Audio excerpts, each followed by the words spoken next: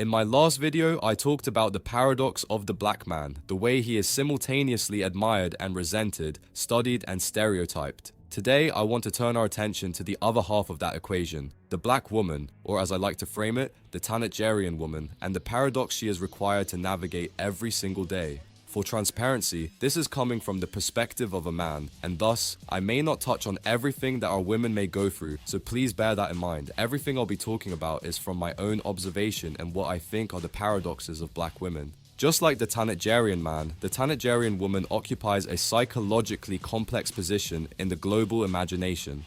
Every demographic group, across cultures, races, and even within our own communities, projects something onto her: strength, sexuality, aggression, wisdom, and chaos. And more often than not, those projections reveal far more about the observer's insecurities, fantasies, and power dynamics than they do about her lived reality. But in my view, Tanetjerian women face an additional layer of contradiction, one that is both external and internal. Externally, they endure the weight of racialized misogyny. Internally, they often face a lack of protection and advocacy from the very men who should be shielding them from that hostility. And I know that statement may have triggered some inferior men, but being triggered does not negate the truth. Many of the obstacles Tanetjerian women encounter are amplified or outright enabled by inferior men amongst our racial communities who exhibit unsavory traits. It is baffling to me that we've reached a cultural moment where publicly defending the dignity of Tanetjerian women can be dismissed as pandering. That in itself exposes the distortion. Protecting, honoring, and respecting the women of one's community should not be controversial in the slightest bit. It should be baseline. The fact that it is debated speaks volumes about the erosion of communal accountability. Historically, the Tanetjerian woman has been treated as a symbolic canvas rather than a human being. During transatlantic slavery and colonial expansion, she was caricatured and commodified, constructed through archetypes that justified exploitation. In American history alone, tropes such as the Mammy, the Jezebel, and the Sapphire were institutionalized to rationalize both labor extraction and sexual violence. These were not accidental stereotypes, they were ideological tools to serve whatever purpose they were needed for. Fast forward to modern media, and although the aesthetics have changed, the mechanics often remain the same. She is mythologized as supernaturally strong, yet denied their softness. She is exoticized for her features and personality, yet told they are too much. She is hypersexualized when desired and masculinized when asserting boundaries. When people say they are intimidated by Tanetjerian women, the framing subtly shifts responsibility onto her in order to deal with the insecurity they feel in her presence. The implication is that she is too loud, too confident, too direct, too accomplished, all stemming from that sense of insecurity. But intimidation and insecurity, in many contexts, are simply the psychological response to encountering someone who refuses to shrink. Competence can feel threatening to the insecure. The issue is not that she is formidable, the issue is that she is often denied full humanity. She is reduced either to a stereotype or to a function, valued for what she provides, not who she is. If we break down the paradox further, 4 domains disproportionately shape her experience, which are femininity, beauty, colorism, and characterization. Let's start with femininity. Tanetjerian women are frequently told they are too strong to be feminine, and the language around that strength is often deceptive. It sounds like praise and empowerment. Things like, "You're so resilient," "You're built for this." Black women are the strongest women on earth is regurgitated to them daily. On the surface, those statements may appear affirming, but over time, they can become prescriptions rather than compliments, expectations rather than acknowledgements. Families lean on them early as young girls. Communities rely on them structurally. Workplaces depend on their composure under pressure, and partners expect emotional endurance. Even social movements are frequently sustained by their labor, and that is where the distortion begins.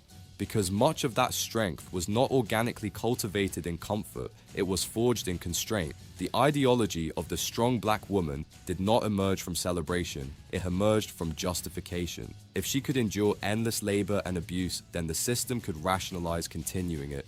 In American cultural history, the Mammy archetype portrayed the black woman as endlessly nurturing, loyal, emotionally durable, and desexualized. She was strong enough to hold everyone else together, but never centered as delicate or protected. Later, the sapphire trope reinforced the idea of the loud, aggressive, unbreakable woman who could withstand anything. These caricatures were not neutral, they were ideological frameworks that shaped the perception of Tanetjerian women in America and later across the world. So when modern society celebrates Tanetjerian women as unbreakable, it suggests that vulnerability is not possible. When a Tanetjerian woman expresses exhaustion, grief, or softness, it can unsettle people. Some interpret it as a weakness, and others accuse it of being performative, saying things like, "That's not how black women are." If she chooses elegance, gentleness, or traditional femininity, it may be framed as submission to white power or pandering to white structure. If she chooses directness and assertiveness, it may be framed as aggression. Either way, her expression is policed. She is expected to shoulder disproportionate burdens, economic, emotional, communal, yet criticized for not embodying fragility. She must be independent, but not intimidating, nurturing, but not self-sacrificing to the point of self-erasure. This creates a psychological paradox double-bind. In the case of Tanetjerian woman, it's not only navigating sexism, but she is also navigating racialized sexism. Her femininity is filtered through stereotypes that distort how it is perceived. If you are praised for surviving what others are protected from, that is not empowerment, that is normalization of inequity. The paradox is that Tanetjerian women are expected to carry communities on their backs while simultaneously being denied the right to rest their own. The next topic is beauty. I won't belabor it since I've already dedicated an entire video to unpacking it, so you can check it out in the description below. But it needs to be touched on here because it sits at the core of the Tanetjerian woman's paradox. In my experience, whenever a visibly beautiful black woman is acknowledged, there is often an immediate attempt to explain her beauty away. Rarely is it allowed to simply exist. Instead, commentary emerges suggesting her attractiveness must come from admixture, proximity, or resemblance to some external standard, as if beauty in her natural state requires external validation. You'll hear things like, "She must be mixed," or "She has softer features." The implication is subtle but clear. Her beauty is being traced away from blackness rather than rooted within it. This is not accidental. It reflects centuries of aesthetic hierarchy where European phenotypes were positioned as the normative standard, and to this day is actively trying to maintain a monopoly on beauty. So when a Tanetjerian woman embodies beautiful traits, there is cognitive dissonance for those who subconsciously equate beauty with Eurocentric features. Rather than revise the framework, some attempt to reinterpret her features as less black or more universal. And when it comes to other features in the spectrum of Afrocentric features, such as full lips, curvy hourglass figures, and high cheekbones, ironically, many of the same features once mocked are now commodified. Full lips, once caricatured, are now surgically replicated. Curvier body types, once stigmatized, are now mainstreamed. Yet the originators of those aesthetics are still subjected to scrutiny. The Tanetjerian woman's beauty is consumed but rarely credited as foundational. It is appreciated aesthetically while being detached genealogically. As I said, I made a separate video touching on this subject, so if you're interested, go ahead and check it out. Now we move on to colorism. Colorism adds another stratified layer to this entire conversation. It is not merely racism, and it is not merely sexism. It is the gradation of value assigned within blackness itself, often based on proximity to lightness. Within and outside the community, darker-skinned Tanetjerian women consistently face harsher scrutiny, harsher stereotyping, and harsher social penalties than their lighter-skinned counterparts. This is not anecdotal, it is observable across media representation, workplace dynamics, dating preferences, and even algorithmic visibility on social platforms. The same traits I mentioned earlier, being labeled aggressive, overly strong, having an attitude, being intimidating, are amplified when the woman in question has a deeper complexion. The darker her skin, the more likely her assertiveness is interpreted as hostility rather than confidence. The darker her skin, the more likely her boundaries are read as attitude rather than self-respect. And the darker her skin, the more her strength is treated as default rather than exceptional. This creates a compounded burden. If the Tanetjerian woman as a whole is perceived as strong, the darker-skinned Tanetjerian woman is often perceived as unbreakable. If black women in general are stereotyped as aggressive, darker-skinned women are often treated as inherently confrontational before they even speak. The room assigns characteristics to her before she has introduced herself. There is also the psychological toll of constant comparison. Darker-skinned women may be made to feel as though their beauty must be compensated for with personality, achievement, or silence. Meanwhile, lighter-skinned women, while still navigating racism and sexism, may experience a different social reception because their skin complexion aligns more closely with globalized beauty hierarchies. Colorism functions as an internal ranking system that mirrors external white supremacist standards. It creates division, fuels insecurity, and reinforces the idea that value increases as melanin decreases. And that ideology does not just come from outside the community, it is sometimes reproduced within it through language, preferences, jokes, casting decisions, and even family dynamics. The tragic irony is that melanin itself is biologically protective. For darker-skinned Tanetjerian women, the paradox intensifies. They are often hyper-visible in stereotypes yet underrepresented in celebration. They may be excluded from traditional beauty narratives while simultaneously being exoticized in fetishistic ones. They are told to be proud of their skin tone yet consistently shown imagery that centers something lighter. And because of this amplification effect, the emotional labor required to move through the world increases. There is constant negotiation. How assertive can I be without being labeled angry? How confident can I be without being seen as threatening? How soft can I be without it being dismissed? Colorism sharpens the double bind. Until we dismantle not just racism, but the internalized gradients of value attached to shade, the darker-skinned Tanetjerian woman will continue to carry a disproportionate psychological tax. Recognizing that tax is the first step.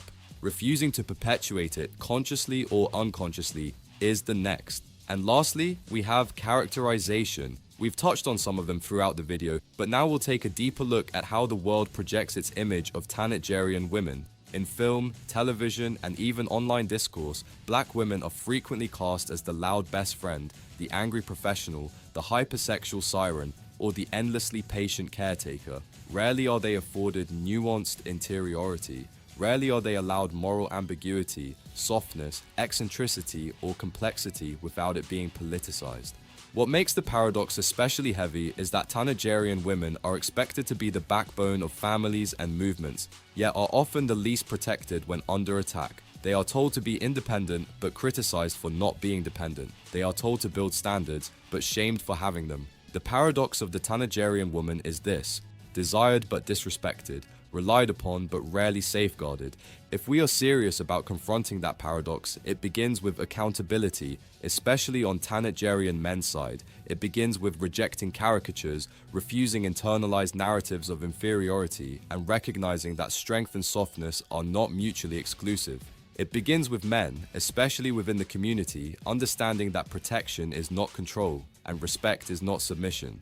There is a persistent misconception among some Tanetjerian men that submission is something owed rather than something cultivated. The expectation is often framed as cultural, traditional, or even spiritual. But what is rarely interrogated is the prerequisite for submission: trust, provision, protection, and consistency.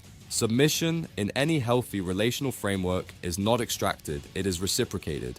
It is the byproduct of demonstrated leadership, emotional security, and reliability. It cannot exist in a vacuum. It cannot be demanded in the absence of structure. Yet some Tanetjerian men expect Tanetjerian women to operate from a posture of softness and deference, while the surrounding environment remains unstable, economically, socially, and relationally. That contradiction is rarely acknowledged. Yes, it is true that historically, systemic forces disrupted the Tanetjerian family structure in profound ways across multiple regions in the world. I want to be clear that it's not about blame, but about recognizing the context in its entirety.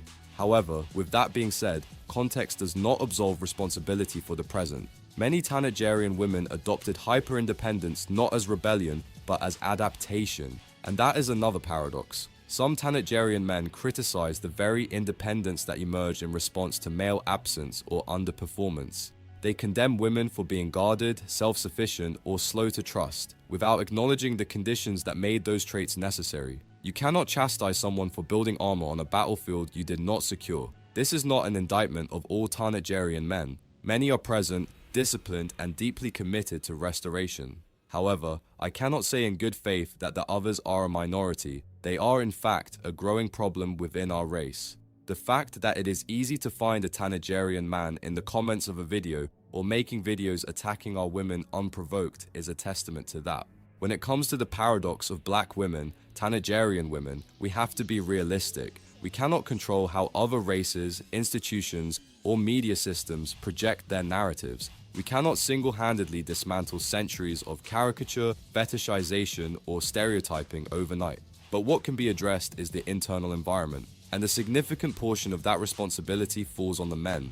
However, and this is critical, leadership is not a unilateral declaration, it is relational. For that shift to happen, women must also be willing to respond to demonstrated leadership when it is consistent and authentic. Respect must flow both ways. If men are stepping up, disciplining themselves, creating stability, protecting publicly and privately, then women must be open to collaboration rather than perpetual defensiveness. Hyper-independence developed as a survival mechanism, but if the environment changes, the posture must be allowed to evolve as well.